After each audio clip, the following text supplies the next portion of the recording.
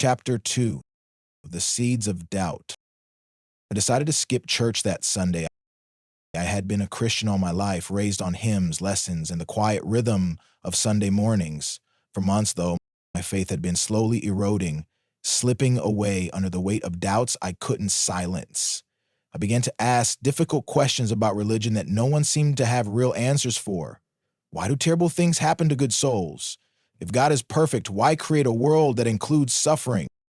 Max's death and the questions it stirred left me unable to sit through another sermon. The questions made the words feel meaningless. I stepped into the cool morning air.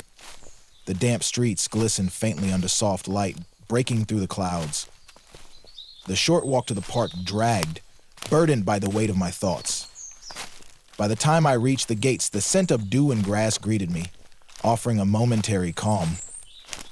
The park was small, bordered by low fences and uneven rows of trees. Worn patches of grass mingled with marigolds and daisies, their colors soft, yet had a resilient contrast. At the edges, graffiti-covered walls and cracked sidewalks clashed with the park's quiet charm. I sank onto a bench, its metal cool against my skin, and let the stillness settle around me. I closed my eyes, allowing the quiet to fill my mind. It wasn't the peace I had learned to seek in church, structured and accompanied by hymns and prayers. This peace felt different, raw and unfiltered, a quiet that didn't demand understanding. A sudden image flashed in my mind, a woman with curly blonde hair, pale skin that seemed to glow, and piercing blue eyes. The vision disappeared as quickly as it came. I blinked, startled, dismissing it as exhaustion playing tricks on me. The sound of footsteps pulled me back. A jogger passed by, her ponytail bouncing, earphones nestled in her ears, and I could faintly hear the upbeat tunes escaping them. She didn't pause or acknowledge me, her focus sharp. I envied her certainty. She knew where she was going. I didn't. The memory of the vision faded, leaving a strange hollowness behind. My thoughts turned to Max, his wagging tail, warm eyes, and the way he'd nuzzle against me when I needed him most. He loved it here, in this park, where every scent and sound seemed to light him up. The minister said animals didn't have souls, that they didn't go to heaven, but how could that be? Max's love felt purer than most people's. If heaven wasn't for beings like him, then what kind of heaven was it? I picked up a small rock near my foot, turning it over in my hand. Ancient and worn, it felt heavy with time. Billions of years, and yet here I was, clutching it like it held an answer. My faith, once solid, now felt like sand slipping through my fingers. Sermons, rituals, and promises that only have been around for a few thousand years, none of it seemed to hold against the universe's vastness. I stayed on the bench as the city woke up, the park filling with voices and movement. The peace I'd found slipped away as easily as it had come. Walking home, I passed a man leaning on a lamppost, softly playing a harmonica. A small crowd had gathered to listen. His music blended with the city's rising hum. He'd always give Max a treat in between his sets. We exchanged a glance, a silent acknowledgement, before I continued on. I decided to take the long way home. The streets were alive with subtle details I rarely noticed. Shopkeepers sweeping fallen leaves from their stoops, the faint chatter from a cafe patio, and the faint tinkling of wind chimes from a nearby porch, stirred by a brisk late autumn breeze. The familiar creak of the door greeted me as I entered. Jez's footsteps echoed in the living room. She was pacing. I braced myself before stepping in. She crossed her arms tightly as she turned to face me. Her eyes searched mine, the silence between us heavy. Finally, she spoke. Where were you? Her voice was controlled, but tension simmered beneath. I hesitated. I needed some air, I said, the words feeling incomplete. How could I explain what I didn't fully understand myself? Her lips pressed into a thin line. We were supposed to go together. You promised. I just couldn't today, I'm sorry, I replied, guilt creeping in. Couldn't or wouldn't? She asked, as her fierce gaze softened. What is this about? Are you pulling away from me, from God? It's not about you, I said softly, unsure if it was true. Then what is it about? She pressed. You've been different lately, and now you won't go to church? What's going on? I ran a hand through my hair with her questions pressing down on me.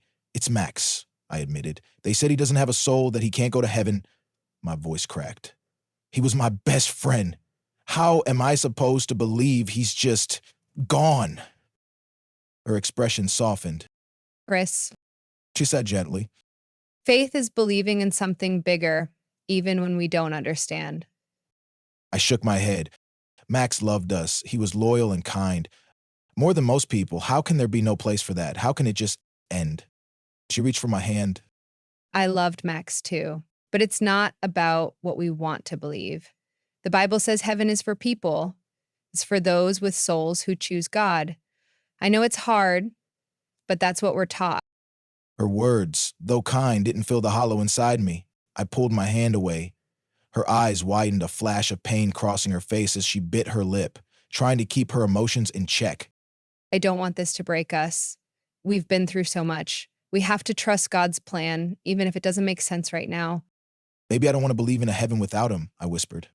She sighed, her tone shifting. Maybe tonight you should take the couch. She said quietly. We need space. The couch? Her words hit harder than expected. This was our home, our sanctuary. Now I was being pushed out. It's not a punishment, just space for both of us. I nodded slowly. Okay, I whispered. I'll take the couch. Thank. She hesitated, then added lightly. And if you have any epiphanies out there, keep them quiet. I need at least one of us to sleep. Her humor drew a faint smile from me, though it stung, reminding me of just how far apart we had drifted. I'll try, I said. She turned and walked down the hall. Good night, Kris. She called without looking back. Good night, Jez, I replied, though she had already disappeared into the room. Lying on the couch, the space felt unfamiliar, like I no longer belonged. Twisting and turning against the lumpy cushions, the springs poked at my back, refusing to let me rest. Irritation bubbled up, and before I could stop myself, I was standing. My feet carried me to the bedroom door, the dim light spilling into the hall, guiding my way. I paused, the weight of our earlier conversation lingering as I reached for the doorknob. Slowly, I turned it and eased the door open. Jezza sat on the edge of the bed, her back to the door. In her hands was Max's collar, the worn leather loop through her fingers. Her shoulders rose and fell with each shuddering breath, the quiet sound of her weeping piercing the silence. My breath caught, guilt surging through me for intruding on such a raw moment. I stepped back, letting the door close softly. She needed space, I reminded myself. Back on the couch, the discomfort seemed trivial now. The ache of loss and distance weighed heavier than the springs beneath me. I resolved to give her the space she asked for and waited for sleep to find me in the quiet of the living room. Max's absence loomed, filling the silence. I pictured his paws on the floor, his head resting on my knee, and the ache deepened. I clasped my hands to pray, but stopped. Talking to God right now wouldn't feel right, I thought. This was the first night in decades that I wasn't going to pray. It felt strange, like something essential was missing. Still, in the midst of all this uncertainty, I hoped I'd find my way again someday